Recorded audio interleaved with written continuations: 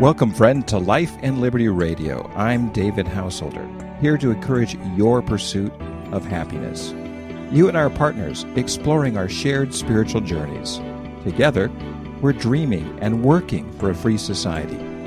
Tell others today about our adventure in faith and freedom. So breathe in, open your mind, lift up your spirit. Let's get started.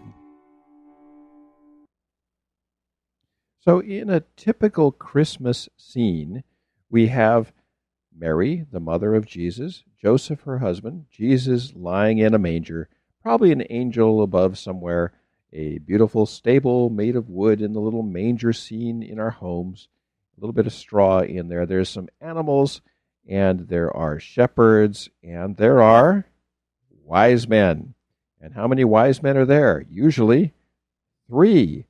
And we sing the song, "We Three Kings of Orient Are." So how do we separate fact from legend here? Well, I always think it's a good idea to go back to the original text. Now, the original text here is from the Bible, the Christian Bible, the New Testament, where we go to the book of Matthew, chapter 2, verses 1 and following. I'd invite you to get a Bible so you get a sense for how this story plays out. This is ancient writing from 2,000 years ago. And Matthew kind of picks up the story where Luke leads off. And what we have here is we have what he says are Magi. Magi, M-A-G-I. The Magi were not kings, and they were wise men, but that wasn't their title. Their title was Magi. Where do we use that word? Well, that is the root word for magic. Magicians, so to speak, people who understood the mysteries of life. And where do Magi come from? Well, Magi is not a word that was used in Bethlehem, where Jesus was born. There was no language that had the word Magi. The word Magi is a Persian or Farsi word having to do with the clergy or the intelligentsia or the spiritually trained people within the Zoroastrian religion. Now, it's not often you run across a Zoroastrian, but the truth is, in Iran, and Iran is the name of the country, Aryan is the name of the people, and Farsi is the language that they speak, or Persian. So Persia and Iran are the same country, and Persian is the language. And in this country, before Muslims, before Islam, there was a religion there called Zoroastrianism or Mazdaism. And it was deeply seated. It had been there for centuries. And the ruling class was called Magi within that faith system. Now, these are learned people. And you might ask yourself, why do you need so many learned, religious, spiritual people? Well, the truth is, you needed someone to look at the stars, to figure out the seasons, to help people know when to plant and when to harvest and those kinds of things. When's the frost going to come? When do the rains come every year? And they put out what was the equivalent of the Farmer's Almanac, the Magi, and they would also spend time reading the ancient writings, the ancient scriptures of different faith systems, including the granddaddy of them all, the Old Testament or the Hebrew Bible that came from the Jewish people. And so they were looking through there, and they got this idea of the King of the Jews, and they saw the star, and there's a new star, there's signs. They start to interpret them.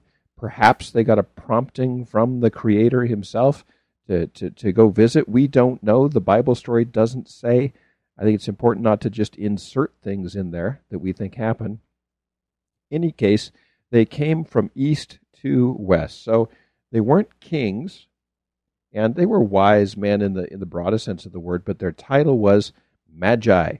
And we don't even know if they were wise men, because there could have been women in the crowd too, because there were Magi that were women all the way back. People who would study, people who would learn. We don't know. And we certainly don't know that there were 3 of them. We know that there were at least 2 because it was a plural, but there could have been 24 Magi, as far as we know. And they brought gifts of gold, frankincense, and myrrh.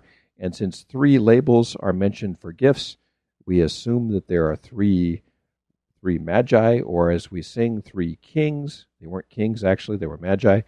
But in any case, there they were with these three gifts, a number of magi, and they were honoring Jesus. Now, in a lot of depictions, there is one of the wise men, one of the magi, is depicted as being African. Now, there's almost no chance that that's true, because these people came from east of Bethlehem, and the Africans would have lived far to the southwest. So it's a nice story, and it's kind of neat that we'd be including all the people groups there, but they came from a specific ethnicity that was Persians, Iranians, and Magi. And they came to worship Jesus. Now we think, hey, did that happen at Christmas? Well, the truth is, no, it didn't happen at Christmas. And I'm not here just trying to debunk your pretty Christmas card. I'm here to bring us to the core of the story. And at the core of this story are people that come all the way from the east to celebrate the birth of Jesus, which most of the world still celebrates in one form or another. And they came all the way to Bethlehem, and on the way, they stopped by at King Herod's place. And they said they were looking for the king of the Jews, and Herod thinks to himself, what do you mean? I'm the king of the Jews. That never makes a king happy when somebody asks where the other king is. And he's thinking, oh, let me use these guys to find out where this baby was born. And he brings his own scribes and Pharisees together, and they all determined together that this would happen in Bethlehem, because hundreds of years before the birth of Jesus, it was predicted in the prophet Micah that the Messiah would be born in Bethlehem. And so off they go to Bethlehem, they bring their gifts, they receive a dream saying, don't go back to Herod because he'll use you to get information to find the baby. So they went by a different way on the way home, and Herod was livid, of course, and he had all of the children, all the boys 2 years old and under around the area of Bethlehem killed, which is just tragic. Mass murder just to stay in power because he's afraid of a baby. I mean, think about that. But in any case, aside from that obvious tragedy and horrible stuff that happened there in Bethlehem, we know that he asked the Magi, when did they see this star that appeared? Because that was supposed to be significant for the King of the Jews being born, and they must have told him. So he had every child 2 and under killed. So Jesus must have been 1. So he killed children older than he was and younger. So he wasn't just born. So the wise men probably never saw the shepherds, and they didn't visit in the stable. Can you imagine living in a stable for a year? Of course not. There was probably a big extended family home there for Joseph. The Bible tells us that he is from the lineage of David, and that's the city of David.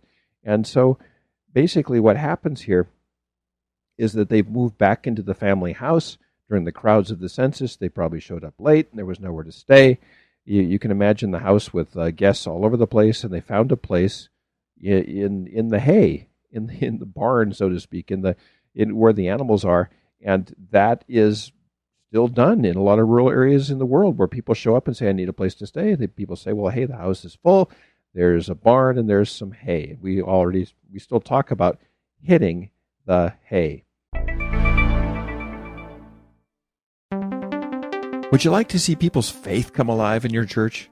Wouldn't it be good to see new people make friends and see people learn as they grow in the content of our faith?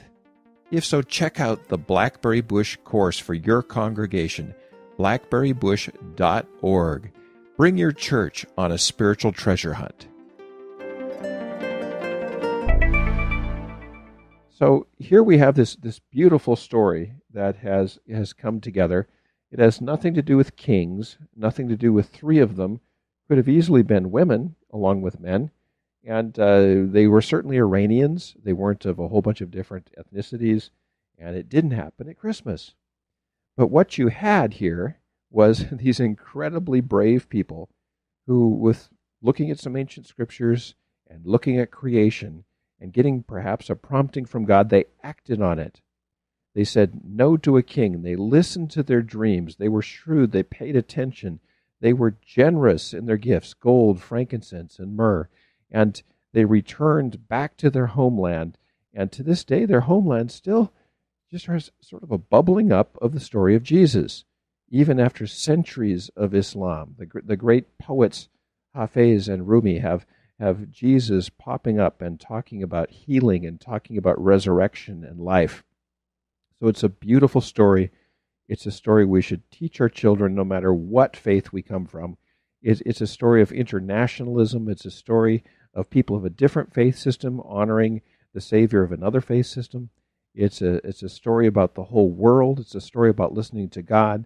It's a story about cleverness and shrewdness and generosity and all of those things coming together. It's a story so good on its own, it doesn't need to be dressed up with all the other trappings that come with us. So when we celebrate this, celebrate yourself and try to live into that yourself as someone who pays attention to the creation around you, someone who pays attention to the wisdom of the ancient writings, someone who says yes to God when you get a prompting, someone who has the courage to say no to a king when the king is doing threatening things, someone who's generous in giving, and someone who goes back to your country to tell what has happened, to tell the story of what's been going on. That's the story of the Magi. It's a story about the world, a story about you, a story about me, and it's a story that needs to be told.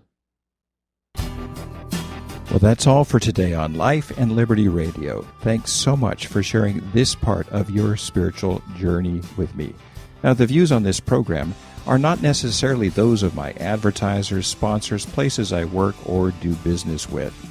They're purely my own, but I'm sharing them with you, so share your ideas with me. Write me on Twitter at Liberty House, LIBERTYHOUS, no E. Until next time, let's continue dreaming and working for a free and spiritually grounded society.